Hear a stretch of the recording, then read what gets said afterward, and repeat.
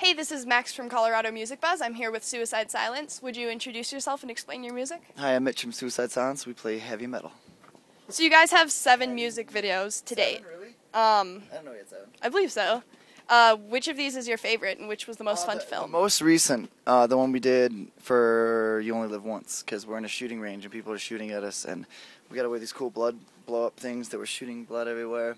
And on top of that, when we were done filming the video, we put the shirt I used from that video online, sold it for a bunch of money, and then bought a bunch of toys for kids and took them like around Christmas time, passed them out.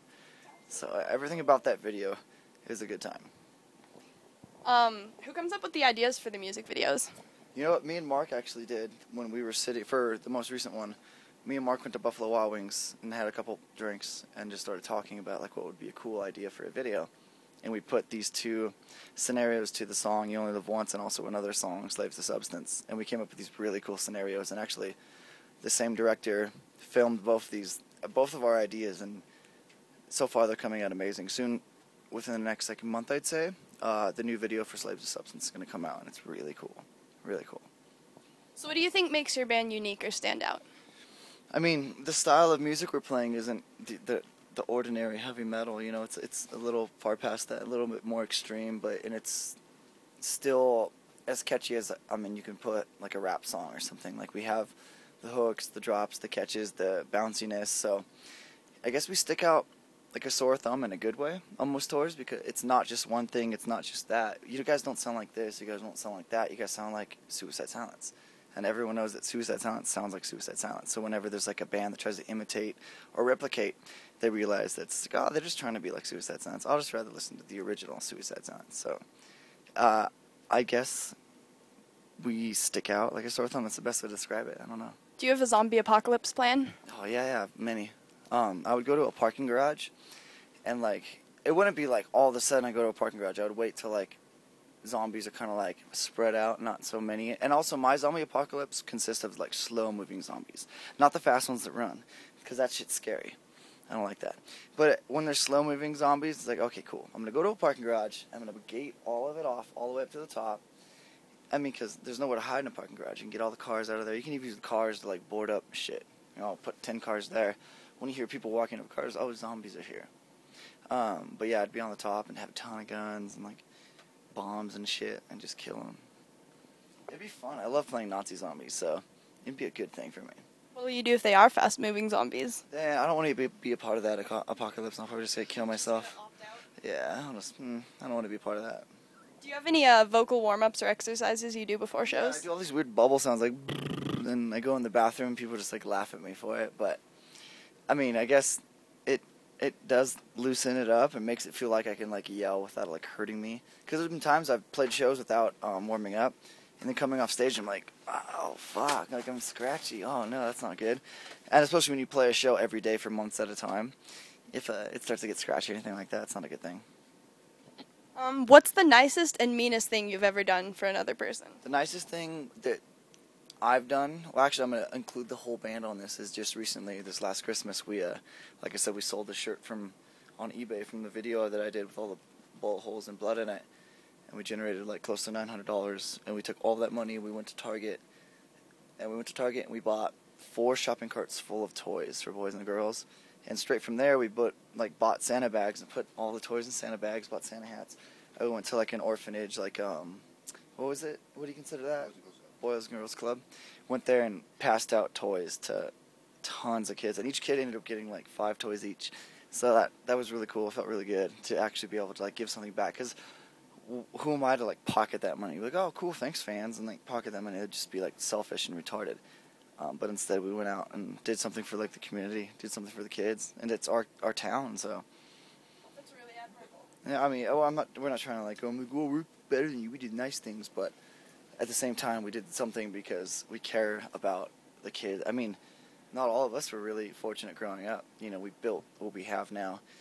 So there's those kids out there that have, who knows what they have in their head to create or make that, it's like, oh, you got to give them something. Like, they can't, I mean, could you imagine Christmas without anything? It'd be awful. Which of your lyrics have the most meaning to you? most of the songs about like addiction or like stuff like that. Most of like towards my mom, about like growing up in a household where my mom was completely like an addict of everything. So you just like on this newest record, Black Crown. There's a song called "Witness the Addiction" that Jonathan Davis from Korn sings on it with me, and it's cool because he's singing like some powerful shit that I wrote, and having like him add to like the emotion or add to the feel of the song like really was a cool thing for me to hear. What would you consider your most defining moment as a musician to be? Touring with Slayer was cool. Touring with Megadeth was cool. Then touring with Slipknot and Disturbed was cool too. I mean, having Jonathan Davis sing on a record was up there.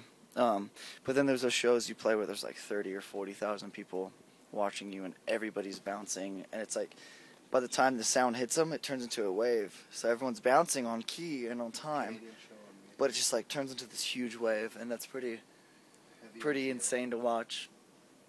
Yeah, I mean, it just being able to do this and play for our fans is probably the most rewarding, most cool thing about it. Like, you get to go all over the world and play for fans, because it's like, if you're going to be a band, you can play music, you need to be able to go all over the world and put your music out there for your fans. So, I mean, we've been privileged enough to go all over the place because of our fans.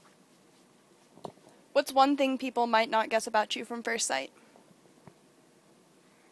I don't know. That's something someone should tell me. Like, oh, I never guessed you did that. I don't, like, I guess people, I don't know. That's a really hard question. You got one of those? Well, I read a lot of books. Burks? I read a lot of books. Yeah. Some people, people are like, man, that guy's fucking crazy. He goes out on mighty parties all the time. It's like, actually, when I'm home, I sit around and fucking, hang out with my dog and read books and play video games. Actually, I don't even play video games anymore. Yeah. Fucking, yeah. We're nerds.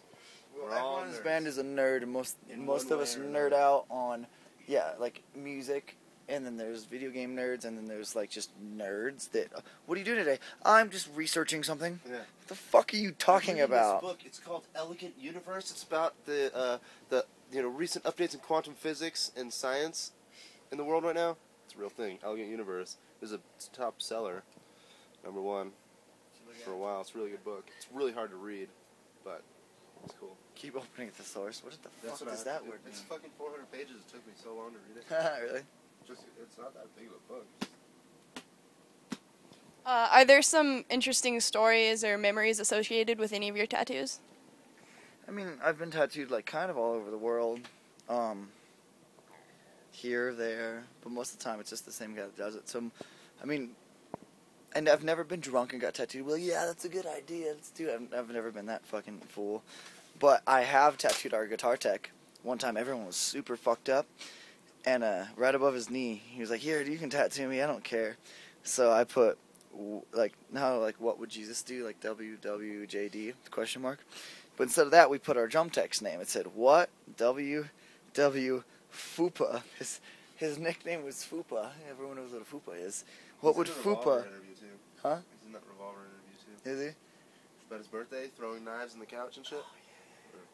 But yeah, I just tattooed what would Fupa do? Question mark on his knee. And he still has it to this day. I always think his tattoos are permanent, but but that was pretty cool, and it was really like fucking funny. He's got that tattoo still to this day, man.